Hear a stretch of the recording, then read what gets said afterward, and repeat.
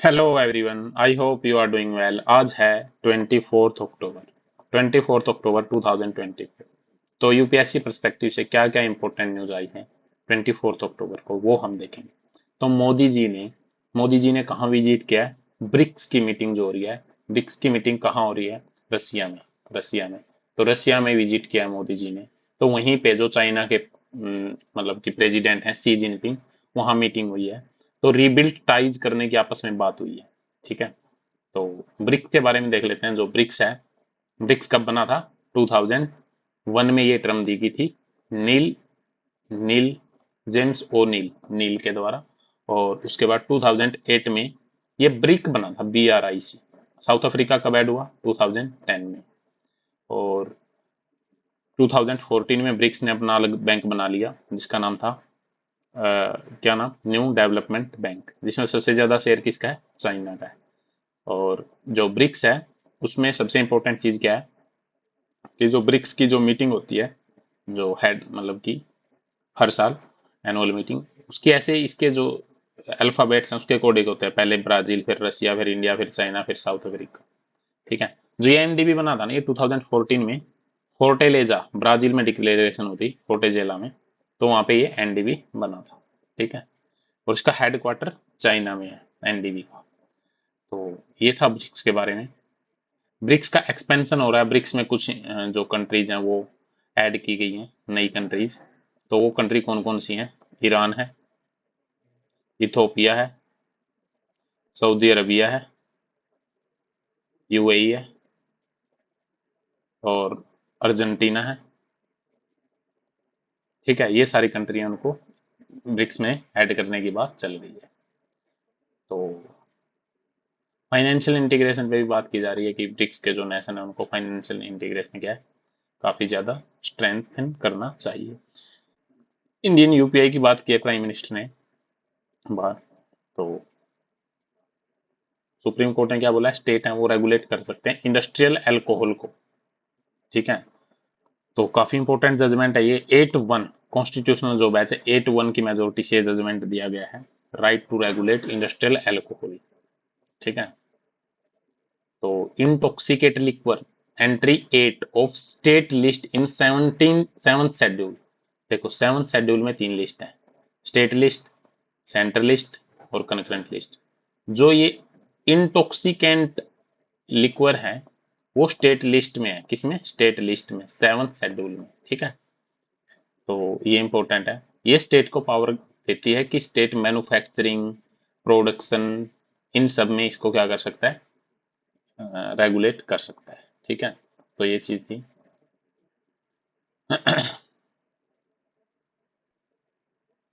मतलब कई स्टेट ने ये बोला था कि हमारे पास ही इसकी पावर एक्सक्लूसिवली, लेकिन सेंटर के पास भी इसकी पावर है, एंट्री 52 में।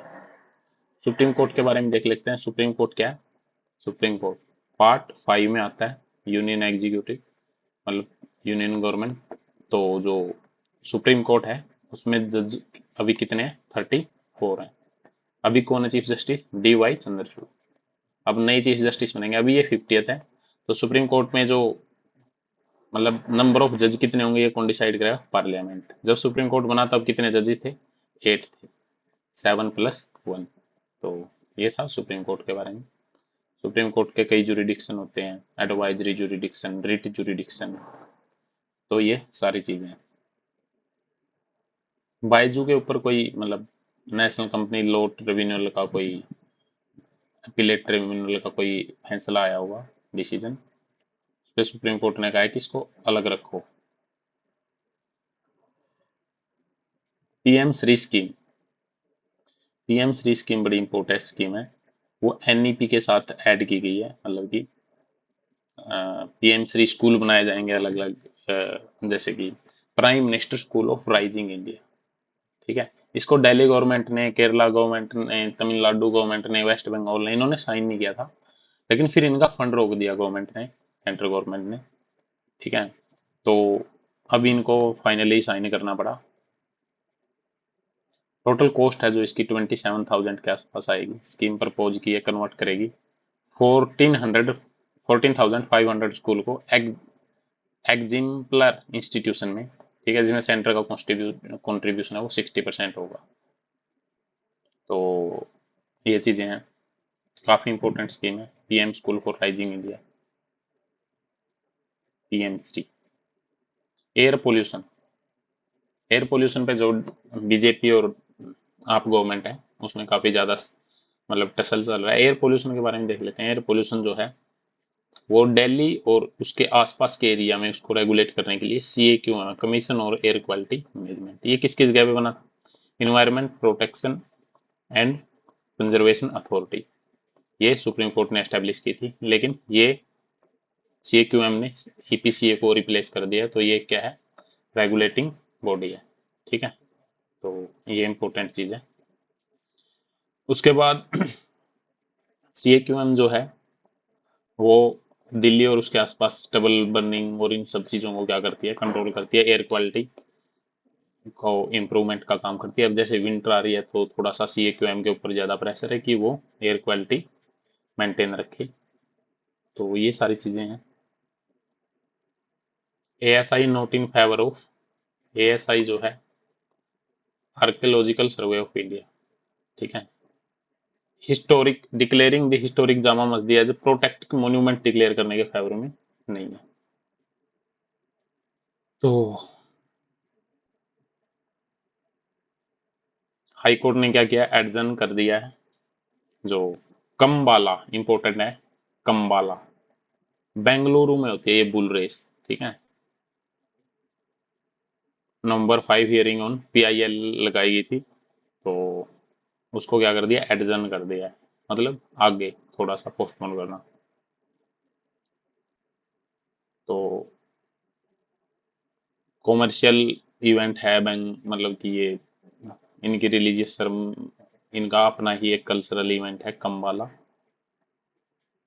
तो आगे चलते हैं। कर्नाटका का है, बस ये याद रखना। Manipur crisis, the issue of managing diversity. जो मणिपुर है वहां पे जो क्राइसिस है वो क्यों आया है, उस सब के बारे में यहाँ बताया गया। तो अब क्या है,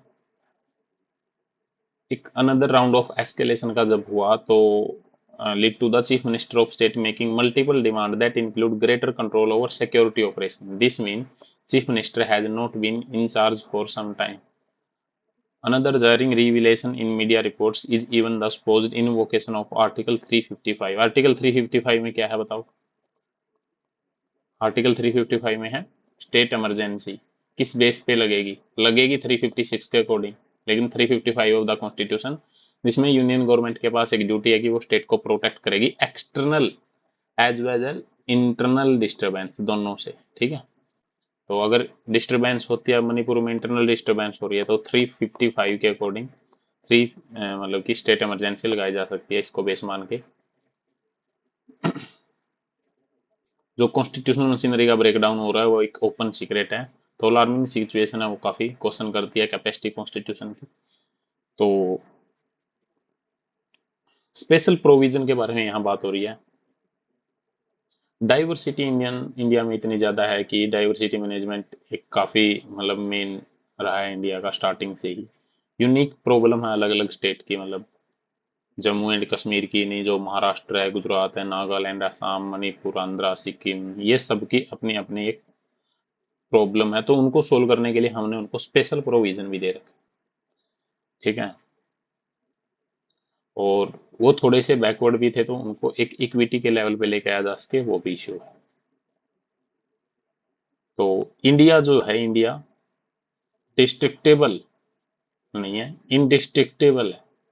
इनडिस्ट्रिक्टेबल यूनियन ऑफ डिस्ट्रिक्टेबल स्टेट, मतलब कि यूनियन तो हमेशा रहेगी, स्टेट को जोड़ा जा सकता है, उसमें से दो किए जा सकते हैं, दो को एक किया जा सकता है, ये है।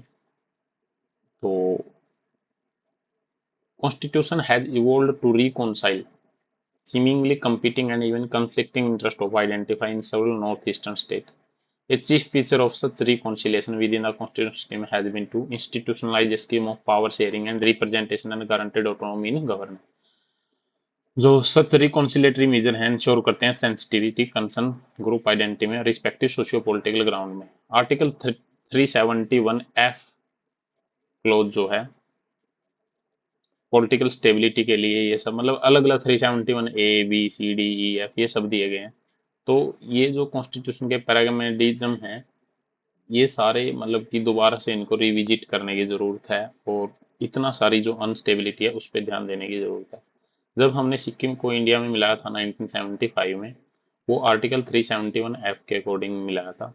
तो तो इसके अकॉर्डिंग उसको स्पेशल प्रोविजन दिए गए हैं 371F, जो एम्पावर करता है पार्लियामेंट के पास पावर है प्रोटेक्ट करने की, राइट अलग अलग जो ग्रुप हैं उसके राइट को कैसे प्रोटेक्ट किया गया, इंटरेस्ट को कैसे प्रोटेक्ट किया गया। एडिशनली इसके साथ साथ आर्टिकल 371F और क्या प्रोवाइड करता है, जो गवर्नर है उसकी स्पेशल रिस्पॉन्सिबिलिटी होगी इक्विटेबल अरेंजमेंट, किस चीज के लिए, सोशियो एंड इकोनॉमिक एडवांसमेंट, अलग अलग सेक्शन के जो हैं और पॉपुलेशन जो है।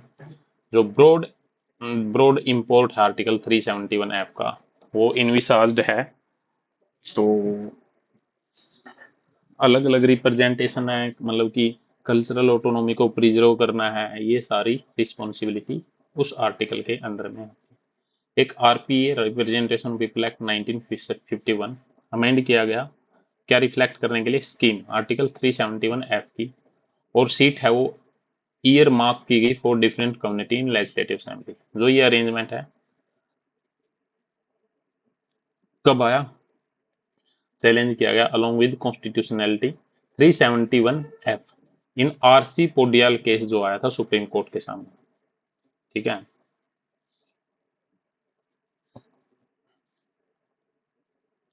तो जब ये किया गया मतलब चैलेंज, कोर्ट ने क्या बोला, reason that the increase representation of Bhutia Lepcha community was inheritance of socio political history of Sikkim which necessitate the framing of article 371 है।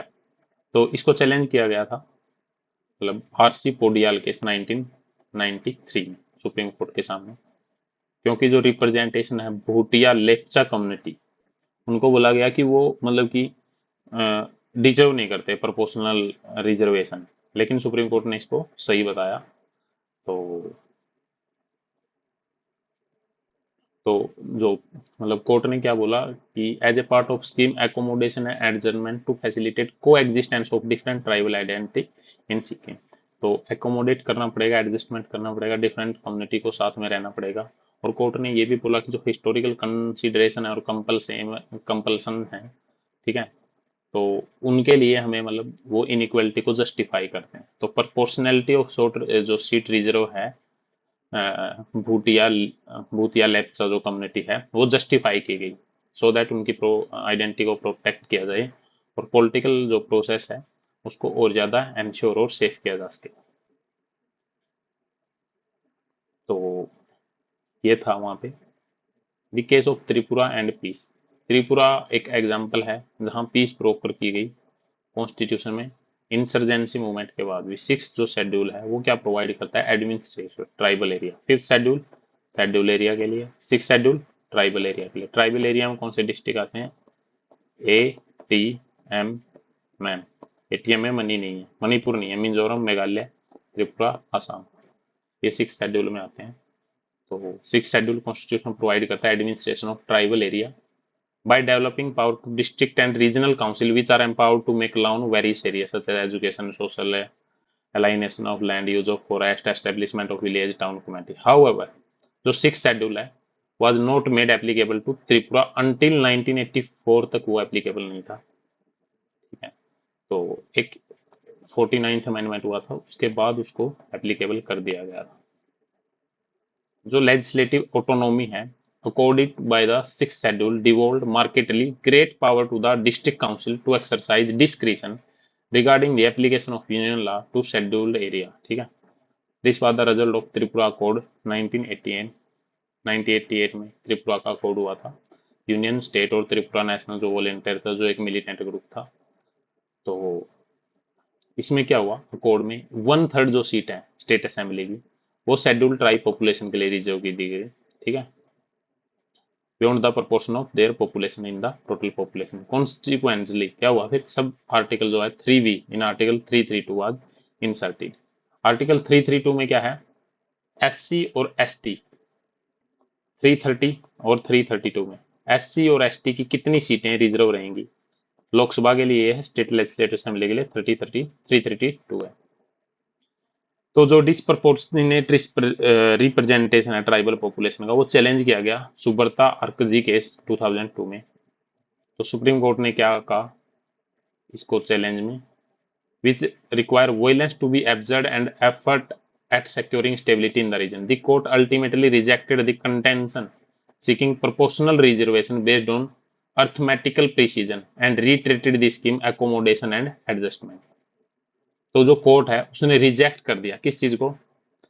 Contention seeking proportional reservation, proportional reservation के हिसाब से जो मतलब डिमांड कर रहे थे अर्थमेटिक प्रीसीजन के बेस पे, और उसने फिर से बोला कि एकोमोडेशन एंड एडजस्टमेंट की स्कीम को फिर से उन्होंने अप्लाई किया जाना चाहिए, वही बात उन्होंने बोली।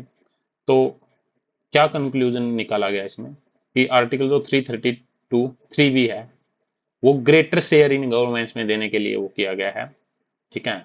कोर्ट ने क्या कहा, rule that the reservation scheme was not violative of the scheme article 332(3) and article 170 is was a temporary measure, कि वायलेटिव नहीं है, ये सिर्फ टेम्परेरी मेजर है इंक्लूसिव गवर्नमेंट्स को बनाने के लिए। तो ये जो स्कीम थी पावर शेयरिंग की, इसने डिफरेंसेस थ्रू द कॉन्स्टिट्यूशन, तो ये सारी उसने सुप्रीम कोर्ट ने भी ये स्कीम्स वगैरह हैं वो अप्रूव कर दी। सिग्निफिकेंटली त्रिपुरा के केस में 6th schedule does not apply to the state of Manipur, Manipur नहीं है, यही तो मेन इशू है। मणिपुर गवर्न किया जाता है आर्टिकल 371C के द्वारा, जो कि मतलब प्रोवाइड करता है creation of hill area committee consist of elected representative from such area, उसके अंदर भी है तो है लेकिन एक अलग हिल एरिया कमेटी बनेगी। Curiously, the approval of concurrence of the Hill Area Committee regard matter affecting the governance of such area is not necessary, ठीक है। Latest judgement of apex court on citizenship upholding different cut off date, अभी ये 6A में amendment नहीं हुआ था, 6A को upheld कर दिया था गवर्नमेंट ने, अगर आप डेली न्यूज सुन रहे हो तो वो समझ जाओगे, ठीक है। जियोग्राफिकल लोकेशन के लिए वो क्या है, तो फ्रेटर्निटी को ज्यादा मतलब कोर्ट ने अपने जजमेंट में प्रेफर किया। Words that Manipur needs to ponder over, तो moreover, unlike the 6th schedule, the establishment of district council in Manipur is governed under a separate statute. Manipur में एक डिस्ट्रिक्ट काउंसिल का जो एस्टेब्लिशमेंट है वो सेपरेट स्टेट्यूट से गवर्न किया जाता है, Manipur hill area autonomous district council 2000। Under the statute a district council is required to be incorporate and membership to the council is based on the classification as scheduled tribe, ठीक है। Scheduled tribe के base पे मतलब कि वहां majority होगी।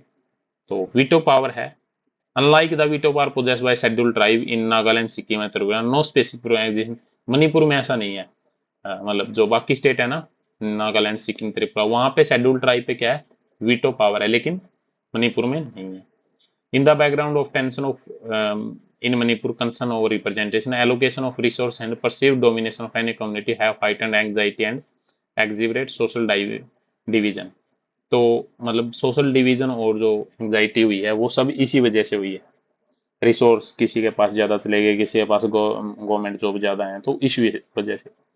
Constitution क्या है, एक लिविंग डॉक्यूमेंट है, इवोल्विंग डॉक्यूमेंट है, ट्रांसफॉर्मेटिव डॉक्यूमेंट है, तो रिपीट करता है अपने आप को। डिमांड जो होती है सर्कमस्टांसिस उसके अकॉर्डिंग, जो वर्ड है आरसीपोडियल जो केस में, तो bright future of Manipur, brighter future of Manipur पे उन्होंने कुछ लाइट मतलब सेड की है, क्या है, pluralistic society are the result of irreversible moment of history, बड़ी इंपॉर्टेंट चीज है। Pluralistic society are the result of irreversible moment of history, they can not be washed away, उनको वाश्ड अवे नहीं किया जा सकता। पॉलिटिकल जो जीनियस है पीपल का, वो should be able to evolve with in the democratic system, democratic system के साथ वो इवॉल्व होना चाहिए, एडजस्टमेंट एंड सोल्यूशन।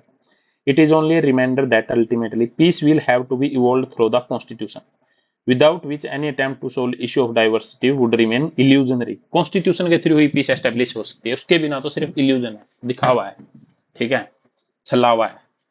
तो ये पूरा आर्टिकल था। इस आर्टिकल में इंपॉर्टेंट चीजें क्या बताई गई है, 6 शेड्यूल एरिया किसके पास है, शेड्यूल ट्राइब किसके पास है, स्पेशल प्रोविजन कौन से स्टेट के, और मणिपुर के पास शेड्यूल ट्राइब में तो ट्राइबल एडवाइजरी काउंसिल नहीं है क्योंकि वो शेड्यूल ट्राइब में मणिपुर नहीं आता, तो एक इश्यू जो है वो ये भी हो सकता है, ठीक है। आईएमएफ ने जो इंडिया की ग्रोथ बताई है उसके बारे में ये आर्टिकल है, 7% के आसपास रहेगी। तो वर्ल्ड इकोनॉमिक आउटलुक ये रिपोर्ट कौन निकलता है? IMF। आगे चलते हैं।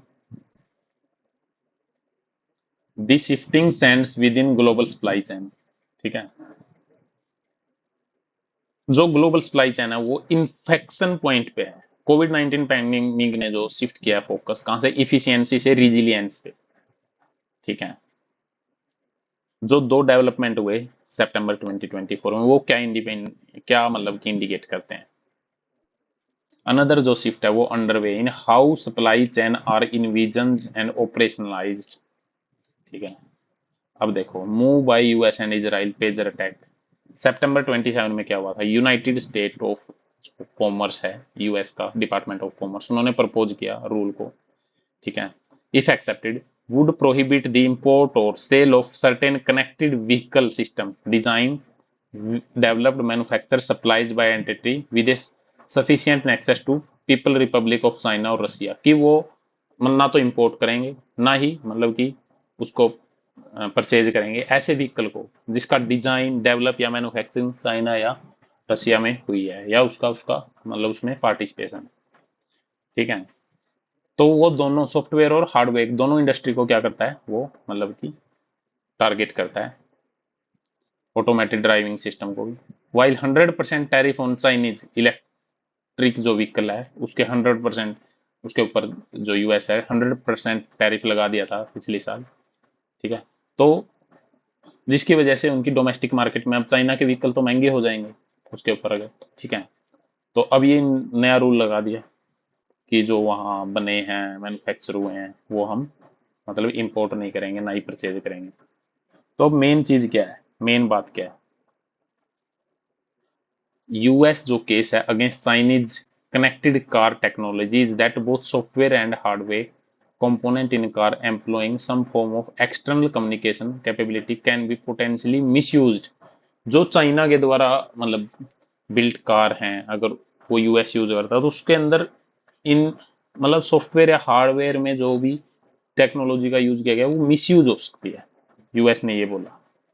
ठीक है, तो the idea is that car with connected car technology are essentially mobile listening post and malicious actor can use their camera and sensor for espionage purpose। तो जासूसी कर सकते हैं malicious जो एक्टर हैं अलग अलग। ठीक है, तो ये इंपॉर्टेंट चीज है। तो इसमें हाईजैकिंग भी हो सकती है मतलब। ठीक है, सिक्योरिटी के लिए बोल रहे हैं हमने ये किया है। तो ये वही है। On September 17 targeting pager and walkie-talkie used by Hezbollah, world came to term with the Israel supply chain attack. Israel supply chain पे अटैक हुआ था ना, तो वाकी टाकी यूज किए गए थे जो किसके द्वारा? हिजबुल्लाह के द्वारा उन्होंने अटैक किया।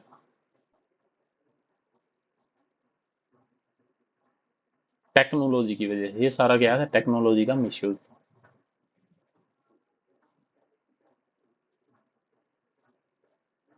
तो US ने रूल प्रपोज किए और इजराइल ने जो पेजर अटैक को रीइग्नाइट किया, एम्पलीफाई किया, और US, Japan, Australia, even India उन्होंने भी बैन किया हुआई एंड अदर जो चाइनीज टेलीकॉम प्लेयर थे पार्टिसिपेट करने से 5G में। ठीक है, क्यों? सिक्योरिटी कंसर्न की वजह से।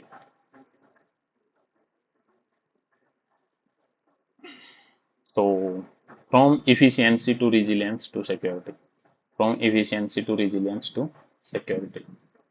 So during the heydays of globalization, especially from 1980 till 2010, supply chain were configured to ensure maximum efficiency। ठीक है, that is weaving a complex supply chain for each product service। 1980 से अब तक 2010 तक की बात कर रहे हैं। ठीक है, काफी ज्यादा सप्लाई चेन मतलब प्रोडक्ट बेचे गए खरीदे गए उस टाइम तक कोई भी इश्यू नहीं था इनमें। तब तक सप्लाई चेन है वो पावर पॉलिटिक्स से अलग थी। लेकिन धीरे धीरे चाइना ने अपने आप को सेंट्रल सप्लाई चेन का सेंट्रल मोड बना लिया मेन, और वेरियस फैक्टर के कम्बिनेशन की वजह से 2010 and early 20 China US rivalry resultant technology decouple हुई। तो कोविड 19 पैंडेमिक की वजह से शिफ्ट फोकस हुआ जस्ट इन टाइम से जस्ट इन केस। तो क्या रिकॉग्नाइज किया गया, हम सब चाइना के एक्सपोर्ट टेक्नोलॉजी इन सब चीजों पे काफी ज्यादा डिपेंड है। तो इस वजह से चाइना इसका पॉलिटिकली फायदा उठाने लगा। चाइना इन्वॉल्वमेंट हो गया, चाइनीज का इन्वॉल्वमेंट टेलीकॉम इंफ्रास्ट्रक्चर में, फ्रॉम रिजिलियंस टू सिक्योरिटी, तो ये एक और कंसर्न बना गया। तो India and supply chain security, India कैसे सप्लाई चेन सिक्योरिटी मतलब इंश्योर कर सकता है? देखो, extreme measure such as outright banning import of range of technology product service, हम एकदम से बैन कर दें चाइना की प्रोडक्ट सर्विसेज को, ये ठीक नहीं है। या फिर हम फुल्ली सब्सक्राइब कर दे, वो भी ठीक नहीं है। हमें टू प्रोंग अप्रोच लेनी पड़ेगी, just to be secure and just in case strategy. Just to be secure strategy can be put in motion through trust but verify, trust करना है बट उसको वेरीफाई करके, और एंड जीरो ट्रस्ट। सर्टेन जो technology product हैं जो use होते हैं, वो subjugate to trust but verify entailing method such as periodic audit करना पड़ेगा, ऑन साइट इंस्पेक्शन करना पड़ेगा, मैकेनिज्म एस्टेब्लिश करना पड़ेगा कि सिक्योरिटी स्टैंडर्ड को वो पूरा कर पा रहे हैं या नहीं कर पा रहे। ठीक है। ऑल टेक्नोलॉजी जो प्रोडक्ट हैं सर्विस हैं वो कॉम्प्रोमाइज हैं और applicable to friend and foe like zero trust policy हमें देखनी पड़ेगी कि वो जो जिस पे हमने जीरो ट्रस्ट पॉलिसी है उनको बहुत ज्यादा वेरिफिकेशन की जरूरत है। लेस क्रिटिकल जो टेक्नोलॉजी है जस्ट इन केस वाली स्ट्रेटेजी, उनको diversification of vendor and friend sourcing would suffice in taking care of large supply chain concern about cascading fallout due to a single point of vulnerability and failure, उन सबको भी check करना पड़ेगा। तो ये था ग्लोबल सप्लाई चेन पे बात थी जो, India must not let its guard down on kala-azar, kala-azar को इंडिया ने एलिमिनेट कर दिया है।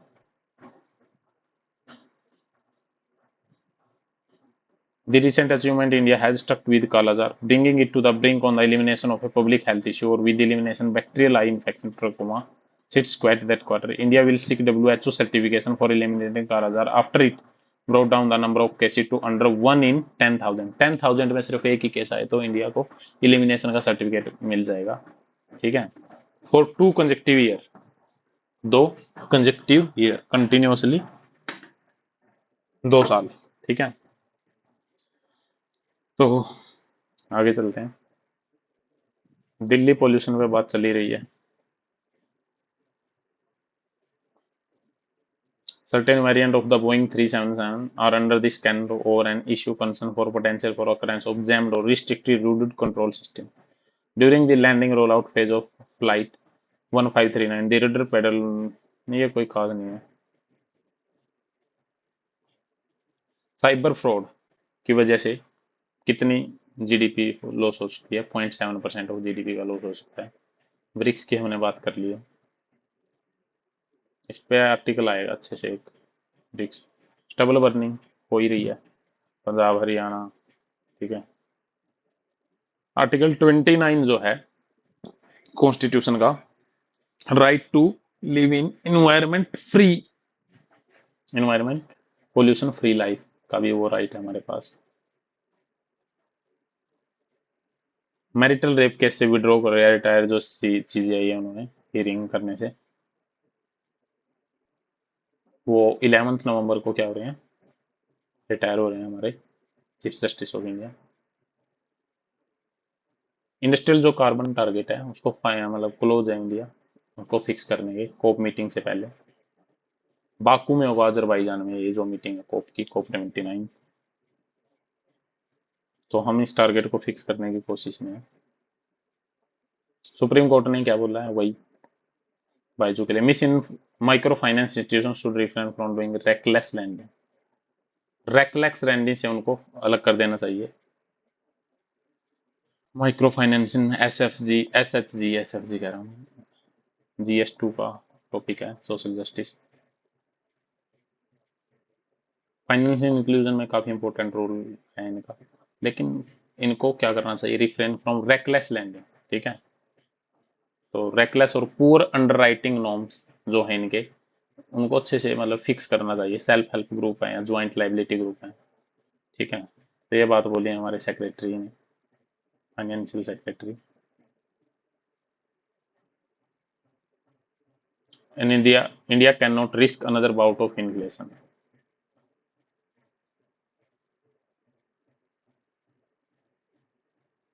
तो इन्फ्लेशन के बारे में मॉनेटरी पॉलिसी कमेटी, वही सारी चीजें जो हम बार बार डिस्कस करते हैं। Israel ask its citizen in Sri Lanka to come back, वापस बुला लिया इजराइल ने अपने नागरिकों को। तो इस तरह से हमने यह एडिटोरियल देखा। आज क्या क्या इंपॉर्टेंट न्यूज आई थी। आज से स्टार्ट करते हैं हम जीएस का जो रोज है वो क्या है, और एक प्रीलिम्स की थोड़ी सी बात क्या करेंगे डेली थोड़ा सा।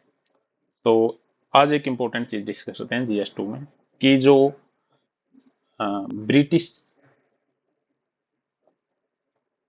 कॉलोनियल एडमिनिस्ट्रेशन है, ब्रिटिश कॉलोनियल एडमिनिस्ट्रेशन का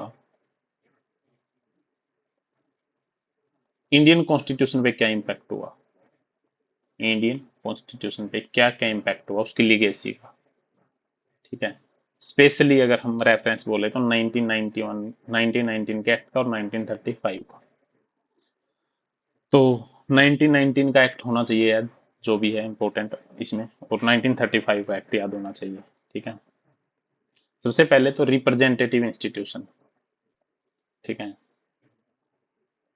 जैसे पार्लियामेंट है, पार्लियामेंट में कौन कौन आता है, लोकसभा, राज्यसभा और प्रेसिडेंट ऑफ इंडिया। ठीक है, तो ये कब मतलब कि ये कब इंट्रोड्यूस किए गए, 1861 1892 के कौन से एक्ट में, Indian council act, Indian council act. उसके बाद पार्लियामेंट्री सिस्टम जो है उसमें ड्यूअल एग्जीक्यूटिव है, ड्यूअल एग्जीक्यूटिव, वो कहाँ से, ब्रिटिश से ही लिया है हमने। ठीक है, नॉमिनल हेड कौन है, प्रेसिडेंट ऑफ इंडिया, और रियल हेड कौन है, prime minister with council of minister. ठीक है, लेजिस्लेटिव प्रोसीजर भी हमने कहाँ से लिया है, मतलब ब्रिटेन से लिया है, इंट्रोड्यूस करना बिल को और वो सारी चीजें। Local self government, Indian council act जो है 1909, और जो मोन्टेगू चेम्सफोर्ड एक्ट है 1919, वहां से लोकल सेल्फ गवर्नमेंट का कंसेप्ट आया। वैसे मतलब कि father of local self government Lord Ripon को बोला जाता है, लॉर्ड रिपन। तो आर्टिकल 243 से 243 तक इमरजेंसी प्रोविजन भी हमने कहाँ से लिए हैं, जैसे ये भी डिफेंस ऑफ इंडिया एक्ट आया था 1915 में। ठीक है, तो वहीं से हमने इनको कॉपी किया है, जो अभी हमारे आर्टिकल 352 से 360 में। तो अलग अलग जो वो है वो डिक्लेयर करते हैं। फंडामेंटल जो राइट है वो भी ब्रिटिश से ही मतलब कि एम्पावर है, सिविल राइट, आर्टिकल 12 से 35 तक है। तो उसके बाद गवर्नमेंट ऑफ इंडिया एक्ट 1990, उन्होंने क्या 1919 वाले एक्ट में क्या क्या इंट्रोड्यूस किया था,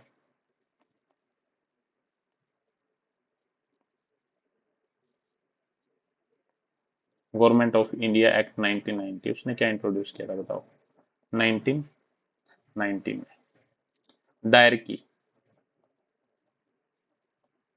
ठीक है, ट्रांसफर सब्जेक्ट, रिजर्व सब्जेक्ट।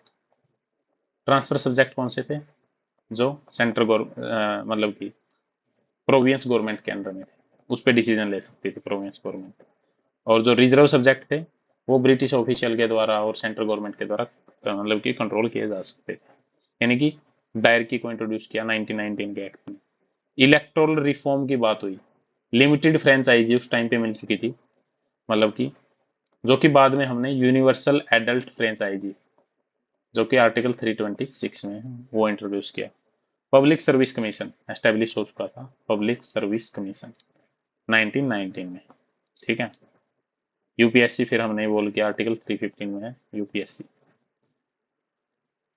उसके बाद है government of India act, government of India act 1935, उससे हमने क्या क्या लिया, provincial autonomy, provincial autonomy, federal जो कंसेप्ट है आर्टिकल 246 सेवंथ शेड्यूल, ये सब यहीं से लिए गए हैं। बाई कैमरलिज्म, जैसे सेंटर लेवल पे बाई कैमरलिज्म था, तो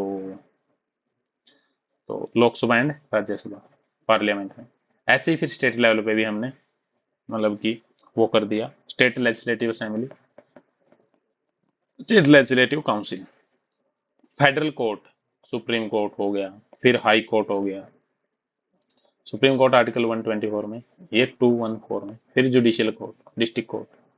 ठीक है, तो ये सारी चीजें हैं जो हमने ली थी, और इन सब का इम्पैक्ट इंडिया के जो कॉन्स्टिट्यूशन है ये सारी प्रैक्टिसेज हैं जो इंडियन कॉन्स्टिट्यूशन पे काफी ज्यादा उनका इम्पैक्ट पड़ा। तो ये सारे पॉइंट आप वहाँ पे राइट डाउन कर सकते हो। ठीक है, democracy, rule of law, robust constitutional framework, ये सारी चीजें। ठीक है, तो उसके बाद जीएस प्रीलिम्स में क्या है, गांधी जी जब इंडिया में आए थे, कब आए थे, 9 जनवरी 1915। ठीक है, तो 9 जनवरी 1915 को आए थे। उन्होंने 3 रिवोल्ट स्टार्ट की थी, सी ए के, चंपारण, अहमदाबाद और खेड़ा। चंपारण किसके लिए था, जो इंडिगो फार्मर। ठीक है, और अहमदाबाद मील वर्कर, और खेड़ा, खेड़ा भी किसके लिए था, फार्मर्स के लिए। खेड़ा में जो सरदार वल्लभ भाई पटेल थे, उनको सरदार मतलब कि सॉरी, उन्होंने लीड किया था वहां से। ठीक है, और गांधी जी इसके स्पिरिचुअल हेड थे यहाँ से। मील में गांधी जी ने फर्स्ट हंगर स्ट्राइक की थी, फर्स्ट हंगर स्ट्राइक। और यहाँ पे गांधी जी का ये first non cooperation, first non cooperation. ठीक है, उसके बाद गांधी जी ने जो फर्स्ट मीटिंग थी, वो पब्लिक जो मीटिंग थी, एक यूनिवर्सिटी थी, अभी ध्यान नहीं आ रही, वहां पे उन्होंने वो किया था। ठीक है, उसके बाद इंपॉर्टेंट चीज क्या है, home rule league movement, home rule league movement, ये 2 लोगों ने स्टार्ट किया था, बाल Gangadhar Tilak and Annie Besant. तो एनी बेसेंट 1917 में इंडियन नेशनल जो कांग्रेस है, आईएनसी की फर्स्ट वुमेन प्रेसिडेंट भी थी। ठीक है, और जो बाल गंगाधर तिलक जी हैं, इनका जो होम रूल लीग मूवमेंट था वो थोड़ा सा स्ट्रिक्ट था, मुंबई को छोड़ के बाकी सारे एरिया में था, इनके में मुंबई इंक्लूड था। ठीक है, थियोसोफिल सोसाइटी, थियोसोफिल सोसाइटी, अगर ये कोई पूछे तो ये इन्होंने नहीं बनाई, ये बनाई तो थी किसी और ने, यूएसए के थे वो, यूएसए के नहीं, कोई अलग से वो थी, थियोसोफिल सोसाइटी उन्होंने बनाई थी, लेकिन ये हेड बनी थी एनी बेसेंट यहाँ पे। और एडीआर में उनका हेडक्वार्टर था, तमिलनाडु एडीआर में थियोसोफिल सोसाइटी। तो ये था मेंस और प्री के लिए, छोटी छोटी नॉलेज हम डेली किया करेंगे। अब है पीएसआईआर के लिए। पीएसआईआर में आज हम फर्स्ट कॉन्सेप्ट से ही देखना स्टार्ट कर देते हैं, मेन मेन चीजें क्या है। फर्स्ट कॉन्सेप्ट अभी देखते हैं हम क्या है।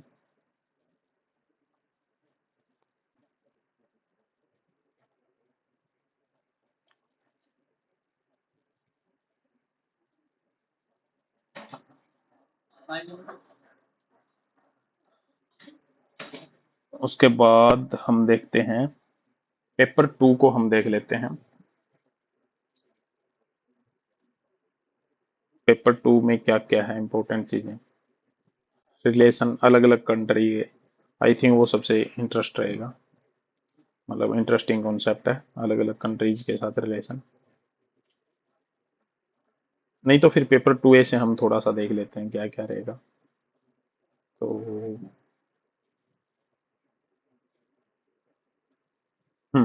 Comparative politics. ठीक है, कंपेरेटिव पॉलिटिक्स के एडवांटेज, कंपेरेटिव पॉलिटिक्स। ठीक है, तो उसके बारे में आज हम देखते हैं।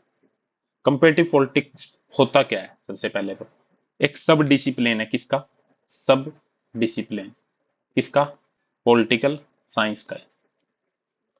उसका गोल क्या है, goal to develop similarity, similarity है, और डिजोनेंस डोमेस्टिक पॉलिटिकल सिस्टम है, डोमेस्टिक पॉलिटिकल सिस्टम में क्या क्या है। ठीक है, 3 फंक्शन होते हैं इसके कंपेरेटिव पॉलिटिक्स के, 3 फोल्ड फंक्शन। सबसे पहले analysis of political system, political system का एनालिसिस, आइडेंटिफाई करने के लिए प्रॉब्लम एरिया क्या है, सॉल्यूशन क्या है। और दूसरा चीज क्या है, डेवलप करना pool of knowledge, pool of knowledge. और तीसरा क्या है, प्रिडिक्ट करना institution, institution and behavioural trend, behavioural और इंस्टीट्यूशनल ट्रेंड। ये ओल्ड है काफी, ये जो कंपेरेटिव पॉलिटिक्स है, पॉलिटिकल फिलोसफी जितना ही ओल्ड है, एरिस्टोटल को ही कंपेरेटिव पॉलिटिक्स का फादर बोला जाता है। इन्होंने 158 कॉन्स्टिट्यूशन को क्या किया था, कंपेयर किया था। उसके बाद एडवांटेज क्या क्या है, एडवांटेज ऑफ कंपेरेटिव पॉलिटिक्स, ठीक है। सबसे पहले तो ये पता चलता है how good is government, government कितनी अच्छी है या फिर बैड है, ठीक है। जैसे फॉर एग्जांपल जो पार्लियामेंट्री डेमोक्रेसी है वो ब्रिटेन में काम कर गई, लेकिन फ्रांस में उसने काम नहीं किया, नहीं कर पाई, क्यों, वाई, ठीक है। ये हमें समझने में मतलब हेल्प करती है। क्लासिफाई कर सकते हैं हम फिनोमिना को, कैसे, कौन सा सोशल है, कौन सा इकोनॉमिक है, कौन सा पॉलिटिकल है, ठीक है। जैसे इंटरेस्ट आर्टिकुलेशन के लिए जो इंस्टीट्यूशन काम करते हैं वो प्रेशर ग्रुप हैं, मतलब कि उनको प्रेशर ग्रुप बोला गया है अलग अलग इंटरेस्ट के लिए। तो ये सारी चीजें हैं। टेक्नोलॉजी इन गवर्नमेंट से रिवोल्यूशनरी मूवमेंट आ जाता है, तो ये इसके क्या है, एडवांटेज है। डिसएडवांटेजेस क्या है, लिमिटेशन, लिमिटेशन। कुछ कंट्री तो ओपन कंट्रीज हैं, अदर मतलब क्लोज कंट्री बोल सकते हैं। अलग अलग तो उनको कैसे कंपेयर करें, अलग अलग इंस्टीट्यूशन अलग अलग कंट्री में।